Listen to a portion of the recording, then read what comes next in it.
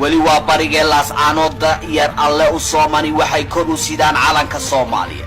iyagoo muujinaya in Cabdiraxmaan Arwa wiilka Hargeysa loogu taxaabay ee keligii ahayn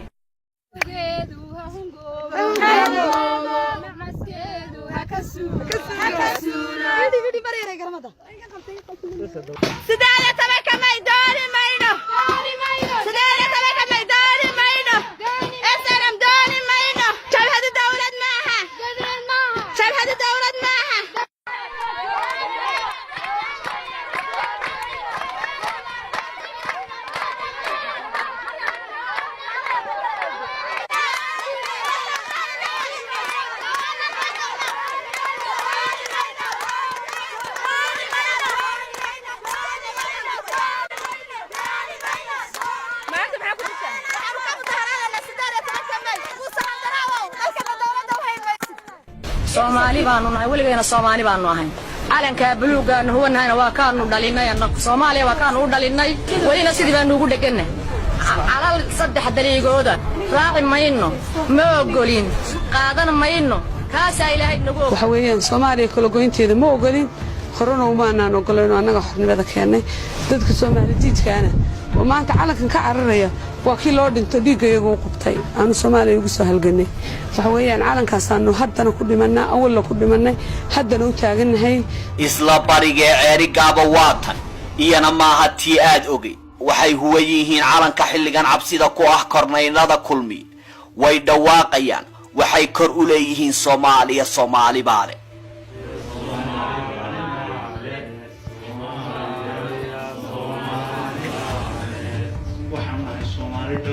waxaan ku dhaqanahay magaalada Ceergaabo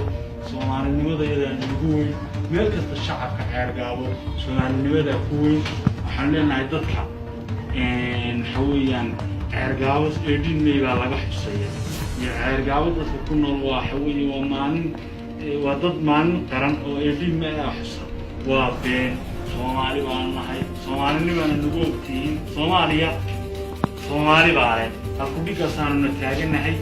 boorama inkastoo sharciyada ciidamadu daadsan yihiin inkastoo warwar laga qabo kacdoon dadweyne ay daris leeyihiin waxay karaankooda culays kastoo dusha laga saaray muujinayaan diidmada afduubka gabilay waatan waa guriga Korneyl Muuse inta la xabisay ee bulshada laga qarinayo ka sokow tan iyo shalay waxaa jiray dhalinyaro calanka Soomaaliyeed hu ka dhigtay oo si arxan darro ah jidadka ciidamadu ugu jirdilayaan waxay leeyihiin nadaaya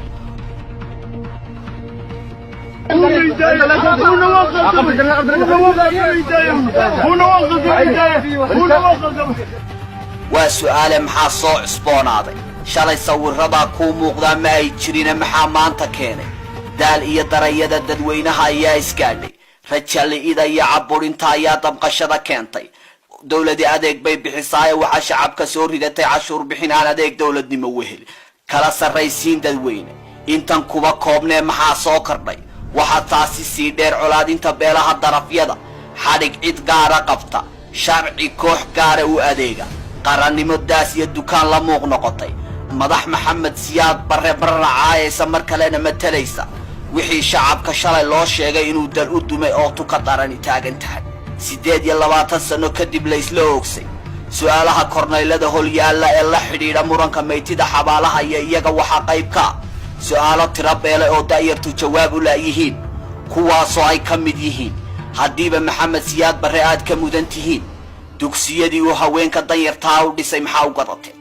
warshadihii uu dhisay ee tii sibirka tii qoriga iyo warshadii kalluunku ay ka mid ahaayeen maxaa Itoobiya iskaraab ahaan ugaga iibisay saldhigii Berbera 40 sano ka hor Siyaad 40 milyan buu ku kureeyay maxaa maanta 1 milyan ugu xaraashtay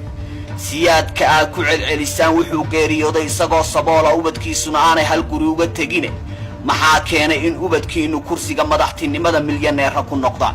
waa la isku dhagan yahay dagaha ayayse doonayaan su'aalaha dadweynaha inay ka dabooshaan wax badan oo dadaalo dadweyne baraarugay ah ayaa istaba socda qoraaga weyn ee Maxamed Baasha Xaaji Xasan oo ka mid ahaa ururkii SNM qalinka wuxuu u qaatay tirtirka cadaawadda laga dhaxaysiiyey calanka Soomaaliyeed iyo shacabka Soomaaliland macallinku wuxuu culayska saarayaa siduu dhagaha ugu culi lahaa bulsho u diyaarsan inay hore u ciidamiyaan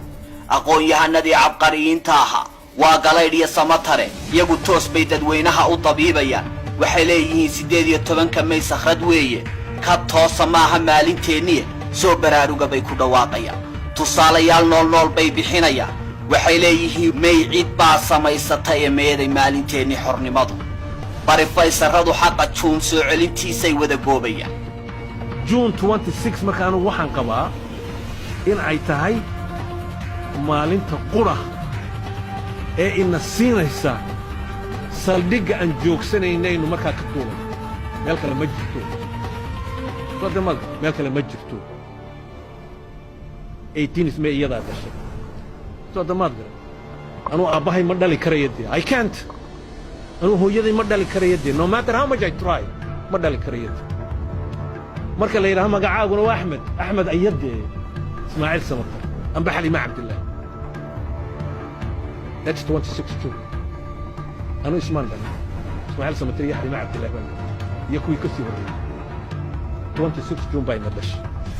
kolkaa weliba waxaan khaasatan ku leeyahay habaryaraha iyo abtiyaashay waryaada rag iyo dumarba war arrintaa waa lagu sakhraansan yahay toosa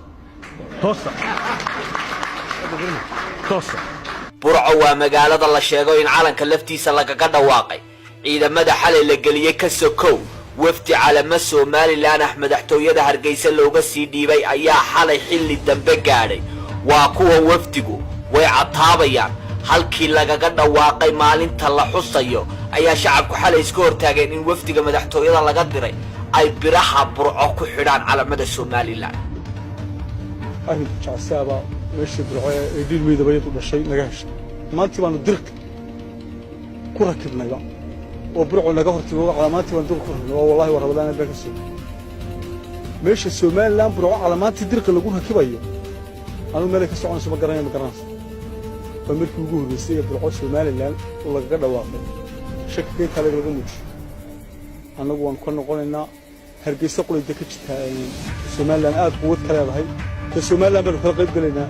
Hargeysa waan ku soconaa oo ka dabaaldegayna ilaa wax la sameeyay jiddo taas Burcana waa taa halkii ugu dambeysay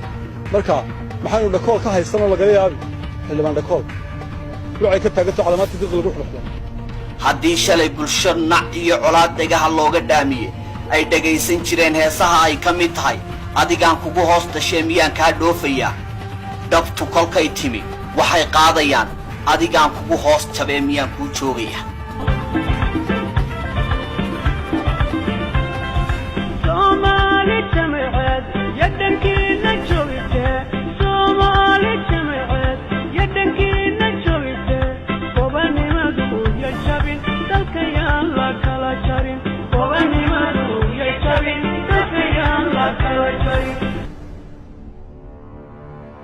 warbaahinta maxalliga ee Hargeysa wararka ka soo tabinaysa waxay si wada jira u baahinayaan ka daalida bulshadu ka daashay xusaska aan loo dhamayn iyo karaahiyeysiga sidii kacaankii wasiirada loo diro inay dadweynaha dibadda u soo saaraan waxay muujinayaan xuska mayda laga daalay ma dareemin inuu yahay doorkan maanta Home Cable TV oo markuu doono u adeega dadweynaha wuxuu soo bandhigayaa bulshada Hargeysa oo iska daa wax kale calankii Soomaaliland iibsigiisa iyo xuskiisiba suuq la'aan hadaysay waxa ka mid tahay dadku suuqa wax ku iibiya goobtan aad wax ku iibinaysana waxa ka mid ahayd goobaha laga dareemi jiray xuska 18 May calamaanta lagu iibin jiray sidaynu arkayno wax calana iyo diyaar garow kale kama muuqdo halkan maxay isbedelay isbedel kortay wixii ilaahba maaskal marka hore waxaanu garanaa halkan oo aanu soo taagnay ilaa saldhigga dhexe ilaa saldhigga New Hargeysa inta u dhaxaysa dhammaan lagu iibiyo calan ma haddii intii horreysay ee aan tolay aan arki waayay in iga bixi weyday wax dambeeyana aan tolo oo aan dhaqaalaha ku bixiyo anigu waa ka talaashay waa arka qaabsaday may kowdeed margu ahlaali hadii garmaantay iyo hadii calamaantay iyo hadii